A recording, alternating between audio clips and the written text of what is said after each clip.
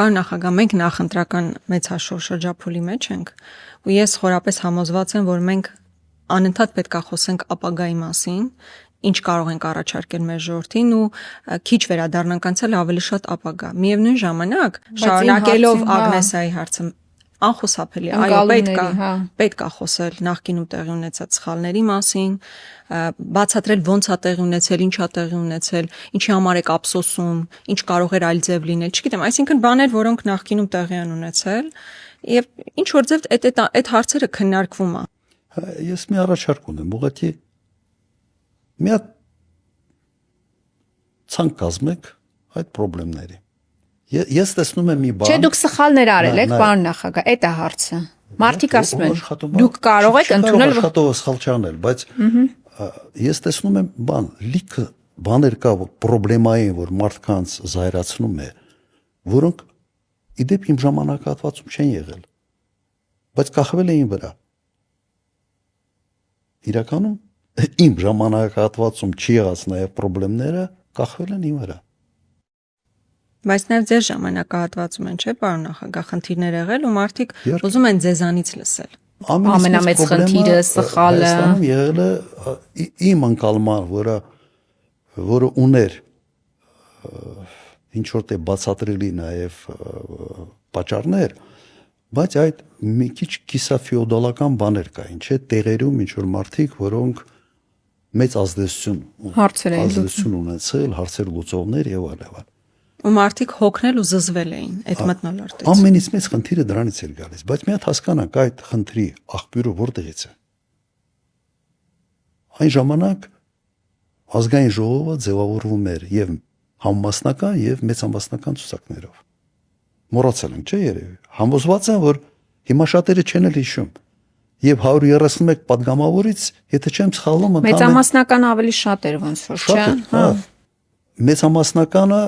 անգամներով, չի ոչ թե անգամներով, այլ հիմա թիվը չեմ հիշում, բայց մոտարապես 131-ից 56-ն էր, եթե չեմ սխալվում, համամասնական։ Իդեպ այն ժամանակ սենց ստաբիլ 5 կամ 6 կուսակցություն կամ դաշինք անցնում էին խորհրդարան։ Այդպես չէր, որ 2 կամ 1 կուսակցություն էր անցնում, կամ 2-ն էին անցնում, մյուսը բոնուսով։ Բոնուսի համակարգ չկար։ Կար 5%-անոց շեմ, որը անցնելով մտնում էին խորհրդարան 5-6, բայց կար մի մեծ զանգված մեծամասնականով ընտրողներին։ Եվ այդ մեծամասնականով ընտրողները այն մարդիկ էին, որոնք տեղերում ունեին բավական լուրջ ազդեցություն։ Եվ մտնելով խորհրդարան, իրենք ձևավորում էին նաև, այսպես ասենք, որոշակի քաղաքական հենարան այդ ազդեցությունը պահելու եւ ինչ որտեղ զարգացնելու։ Համակարգ այդպիսինն էր։ Եվ յուրաքանչյուր իշխանություն ուզի թե չուզի մեծամասնությունը ձևավորվում էր նաև այդ մեծամասնականով ընտրված տեղերում ազդեցություն ունեցող մարդկանց միջոցով։ Սա այն ժամանակվա սահմանադրությամբ, այն ժամանակվա, այսպես ասենք, իշխանությունը ձևավորման մեխանիզմի մի մաս էր։ Սրա լավ կողմը որն էր։ Լավ կողմը նա էր, որ կար կապ ընտրողի հետ։ Հիմա շատ երկրներում չկան սենատոր, կա խորհրդարան, մինտեղ համամասնական, մինտեղ տարածքը ներկայացնող։ Եղել են տարածքը ներկայացնող падգամավորներ, որոնք ունեցել են հստակ իրենց էլեկտորատը, իրենց ընտրողների ինչ որ մի զանգված եւ ներկայացնում են այդ տարածքը խորհրդարանում։ Սա այն դրականը, որը կար։ Բացասականը նա էր, որ այդ մարդիկ դառնում էին հարցեր լուծող իշխանության հետ սերտաճած, ոչ թե սերտաճ,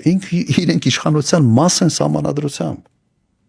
Եվ եթե նայեք նաև այդ մարդկանց, հիմնականում այդ անմարդիկ էին, որոնց մի մասը, այսպես ասենք, զայրույթ էր առաջացնում։ Մի կողմից գնում էին, քվեարկում էին այդ մարդու համար, ուժ էին տալիս այդ մարդու այդ կարգավիճակը ունենալու համար, մյուս կողմից դժգոհում էին այդ մարդուց, դա այս մարդը խի է,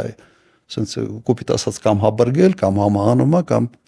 դու ես գնացել քվեարկել այդ մարդու համար։ Եվ իմ ժամանակ սահմանադրական բարեփոխումների նաև արդյունքում մենք այդ համամասնությունը փոխեցինք։ Հիմա ընդհանրապես փոխվեց։ Միայն համամասնական ցուցակով է։ Բայց կապը կտրվեց տարածք ընտրող падգամավորի մեջ։ Ուղիղ այդ կապը կտրվեց։ Միգուցե այստեղ պետք է ինչ-որ մի բան մտածել։ Բայց ինձ հասկացաք, ես օրինակ մենք ձևավորում ենք կոալիցիա։ Ձևավորվել է կոալիցիա 3 թե 4 կուսակցության միջև։ Նաև մեծամասնականներով ընտրվածն են ներառվել այդ կոալիցիայի մեջ։ Մի կողմից լավ էր, որովհետև տարբեր սոցիալական շերտերի շահերը ներկայացված էին խորհրդարանում տարբեր կուսակցությունների կողմից։ Ընդհանրապես 2003 թվականին 6 կուսակցություն է մտել խորհրդարան։ Բայց մեծամասնականով ընտրված մարդիկ եւս հնարավորություն են ստացել իրենց կարգավիճակը պահել, իրենց ուժը պահել։ Եվ սա իսկապես ստեղծում էր որոշակի դժգոհություն նաև տարածքներում։ Բայց իրենք իշխանության մաս էին։ Միգուցե կարելի էր եւ պետք էր այն ժամանակ շատ ավելի խիստ այս հարցերին լուծումը տալ։ Ուղղակի ինձ կոպիտ ասած բախտ է վիճակվել առաջի դեմք լինել մի երկրում, որը այդ անցումային շրջանում գտնվող երկիր էր իր բոլոր նման կարգի հետևանքներով։ Ինձ դուր էր գալիս այդ վիճակը ոչ։ Ու այդ տեղերում այդ մարդկանց ինչ որտեղ նաև լկտի վարքագիծը, վատ վարքագիծը ուղիղ ասոցացվում էր երկրի ղեկավարի հետ։ Այսինքն դուք շատ հաճախ բնականաբար չեք էլ իմանա շատ փոքր հատվածում ինչա տեղի ունենում, բայց ամենափոքր վարքագծային այդ վատ դրսևորումը ուղիղ կապվում է երկրի ղեկավարի հետ։ Օրինակ տարօրինակ կերպով հիմա օրինակ տենց չի։ Երբ որ տեղում մեկը ինչ որ վատ մի հատ քայլ է անում,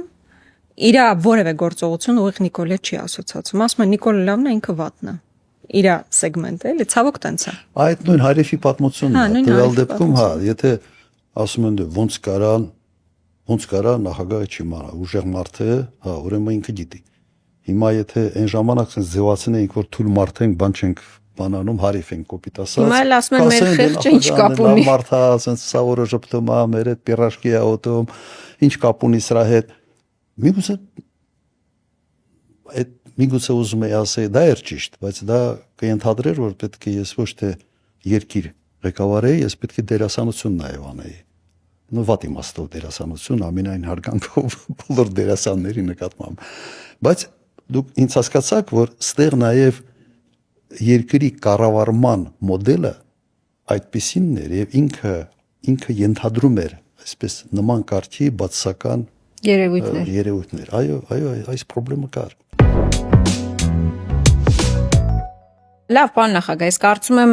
դեռ առիթներ մենք ունենալու ենք անդրադառնալու նախկինում տեղ ունեցածին եւ լավին եւ վատին, որովհետեւ կան թեմաներ, որ այդուհանդերձ հետաքրքրում է մեր հասարակությանը, բայց ես համաձայն եմ, որ ամենակարևոր բանը այսօր ապագան է մարդկանց համար։ Նախ ներկայի նաև խաղաղության մասով, ներքին խաղաղության, արտաքին խաղաղության մասով շատ կարևոր է այդ ակցենտավորումը, բայց նաև տեսեք, մարդիկ մեզանից ակնկալիք ունեն, թե մենք ոնց ենք պատկերացնում ապագան, թե դուք ոնց եք պատկերացնում ապագան։ Եթե տենց կարճ վերհիշենք անցյալը, անցյալ նկատի ունեմ 18 թվականից հետո, 18 թվականից տեղ իշխանափոխություն է տեղի ունենում, դուք գալիս եք Հայաստան, գիտեմ այդ պատմությունը, որ կարայիք չգայիք, եթե դեմ չեք կարաք պատմեք նաև, գալիս եք Հայաստան, հետո բանդ, հետո պայքար, հետո դիմադրություն, հետո պատերազմ, ընտրությունների ժամանակ մենք հայտարարում ենք, որ մենք հաղթելու ենք, հետո հասարակության մի ստվար զանգված ըստ էության այդ արձանագրումներն եմ իմ համար արել, որ մեզ չի ներում դրա համար, չի ներում, որ մենք չհաղթեցինք, էլի։ Օբյեկտիվ, սուբյեկտիվ հանգամանքները մի կողմ թե խիտենց եղավ, բայց այդ զգացողությունը ես այդ աբիդան, այս հայերեն բառ չի, բայց այդ աբիդան ես զգում եմ էլի մարդկանց մոտ։ Հիմա ոնց որ ընտրություններ է, ու մենք ինչ ենք ասելու ժողովրդին։ Ու ի տարբերություն 21 թվականի այսօր ընդդիմադիր դաշտում խաղացողները մի քանիսն են։ 21 թվականին շատ հստակ էր, որ երկու բևեռ էր, դուք էիք, Նիկոլն էր։ Հիմա այս խաղացողների պայմաններում, նոր հանգամանքների պայմաններում ինձ հետաքրքիր է մենք առհասարակ ինչ ենք ասում մարդկանց 26 թվականի ընտրությունների ժամանակ, քարոզարշավի ժամանակ։ Ինչ համար ենք Գալիս ինչի համար եք պայքարում։ Ինչի համար ենք գնում։ Այս հարցին ինձ թվում է մենք էլ պետք է։ Հա, հերոյից ես մի քիչ Հա, սկսել։ 18 թվականից սկսեցի, ինչի եկաք։ 18 թվականից ինչի եմ ես հետ եկել։ Հա, Նայեք, ինձ կարեք մնայք դրսում։ ուղիղ զգուշացրել են, որ գալուց ինձ բռնելու են։ Վերջերս իմ այն ժամանակվա գրասենյակի ղեկավարը նաև իր հարցազրույցում դա պատմեց։ Մեկ զգուշացում ստեղ է եղել մի պաշտոնյայի կողմից, ինքը նույնիսկ անուն հատ տվել, թե ոնց է եղել։ Եվ մեկ ուրիշ հայտնի գործարար, հայ գործարար, չեմ ուզում հիմա անունը տալ, բայց եւս ինձ զգուշացրել է, դա եղել է հունիս ամիս 18 թվականի հունիսին ես Մոսկվայում էի AFK սիստեմայի բուրուտենի սպիտելներ եւ ընդ վերընտրվեցի եւս մեկ անգամ որպես անկախ տնօրեն։ Այնտեղ ուղղակի եւս ասեց եղել է Հայաստանում, հանդիպել է վարչապետի հետ, այն ժամանակ արդեն վարչապետի հետ Նիկոլ Փաշինյանի հետ եւ շատ ուղիղ ասել է, որ հա ինքը ասել է, որ անպայման ինձ զերբակալելու է։ Կալանավորելու են։ Այդ լսացրելա ձեզ, որ չգաք։ Այդ եմ ուզում հասկանալ։ Ասել, Այն դեպս զգուշացվել։ Հա, զգուշացրել է, Այո, այո, արտահոսքը ապահովել է։ Ես Մոսկվայից այն ժամանակ պլանավորված էր, ես թռել եմ Հունաստան, բայց այդ փախնել չգալը դա իմ մասին չի։ Ամենից ռացիոնալ որոշումը իհարկե այն ժամանակ կլներ չգալը։ Ոնց որ հիմա շատերը Ինչպես շատերը չկան։ Իդեպ այդ չեկողների մի մասին ես չեմ բանան, չեմ էլ մեղադրում, որովհետև արդարադատություն չկա այսօր Հայաստանում, ասենց եզակի դեպքեր են, եզակի դատավորներ են։ Բա որ չկար դուք Ես եկաք։ չեմ ուղղակի բնավորության հարց է։ Կստացվեր, որ ես թողել, փախել եմ, վախեցել եմ, սա ռացիոնալ որոշում չէր։ Եվ հետ գալուց ես գիտեի, որ ես ռացիոնալ որոշում չեմ կայացնում հետ գալուց։ Որտեղ ես բոլոր հնարավորություններ ունեի շատ հանգիստ դրսում ապրելու եւ բավական լավ նաեւ գումարներ եի վաստակում, այդ խնդիրները ես ընդհանրապես չի ունենա։ Եկել եմ մեկ պատճառով, որ ասենց այն կերպարը, որի մեջ եղել եմ, որը կամ ասենց դերասանություն երբեք չեմ արել, այդ կերպարը ինձ թույլ չտվել ուղղակի մտածել, որ կարող է ես չգամ եւ կարող է անկալումը նաեւ այնպեսին լինի, որ թողեց, փախավ, վախեց։ Սա նշանակում է այն, ինչ փորձում էին կախել ին վրա, ճիշտ է։ Նեկա մտա պայքարի մեջ։ Սա է, հիմա սա մարդկային տեսանկյունից լավ որակ է, թե վատ որակ է։ Ես այն մարդը չեմ ավելի ճիշտ, որը կարող է դավաճանել իր կողմից որդեգրած արժեքային համակարգին։ Սխալ եմ արել, որ եկել եմ։ Ռացիոնալիզմի տեսանկյունից այո։ Բայց ես համարում եմ, որ իմ տեսակը չէր կարող չգալ Հայաստան եւ չէր կարող չգալ ու պայքարել։ Եվ եթե հիշում եք, հենց այն ժամանակ առաջին անգամ հնչեցնում էի այն վտանգները, որոնք կան երկրի առաջ, որովհետեւ տեսնում ես ուր են տանելու։ Տեսնում էի եւ առաջին նաեւ այդ հարցազրույցները, եթե չեմ սխալվում, ես որ տվել էի դա մայիս-հունիս ամիս իմ գրքում էի գրել, որը հրապարակվել էր աշնանը, որ Ղարաբաղի վրա վտանգները կախվել են այդպիսի վտանգներ։ Հիմա ոնց կարա ես թողեի փախնեի։ Հիմա հա դու բայց քո հարցում կա նաև շարունակություն։ Բայց 21 թվականին շատ մեծ խումբ մարդիկ մեզ վստահել են, մեզ աջակցել են, որ իշխանափոխություն իրականացվենք, ցավոք բավարար ձայներ չենք ստացել դա իրականացնելու համար։ Այս տարիներին էլ փողոցային պայքար ենք տվել, ազգային ժողովում մեր բաժին կռիվն ենք տվել, բայց արդյունքում չի ստացվել դեռ փոփոխություն իրականացրել ու դա ինչ որտեղ անխուսափելիորեն որոշ մարդկանց մոտ հիասթափություն է առաջացրել, այդ թվում մեր նկատմամբ, որ տրամադրված գնացել ենք կռվի, բայց չենք հաղթել, դեռ չենք հաղթել։ Ես ուզում եմ, որ դուք էլ այդ մեսիջը տաք այդ մարդկանց։ Հիմա ինչ ենք անելու, որ իրական փոփոխություն լինի։ Այսինքն զրույց այն մարդկանց հետ հատկապես, ովքեր ինչ որտեղ հուսահատված են, ինչ որտեղ հիասթափված են։ Այդ զրույցը շատ կարևոր է։ Նայեք, իրականում մենք մեր վրա ստանձնեցինք այդ պարտավորությունը նաև ցավալել փողոցային պայքար։ Կոպիտ ասած մեր անդիմադիր կարգավիճակին մի մեծ բոնուս մենք ինքները շալակել ենք, որ այս հարցը մենք պետք է լուծենք միջև հաջորդ ընտրությունները։ մենք փողոցային պայքարներով եւ նախաձեռնելով եւ այլ, այսպես ասենք, փողոցային պայքարների մեջ ակտիվ մասնակցելով մենք մաշեցրել ենք այս իշխանությանը։ Եվ եթե նայում ենք նաեւ ուսումնասիրում ենք սոցհարցումները, մոտ 1.5-2 տարի առաջ մոտ 60%-ը չկողմնորոշված էին։ Նույնիսկ 1 տարի առաջ։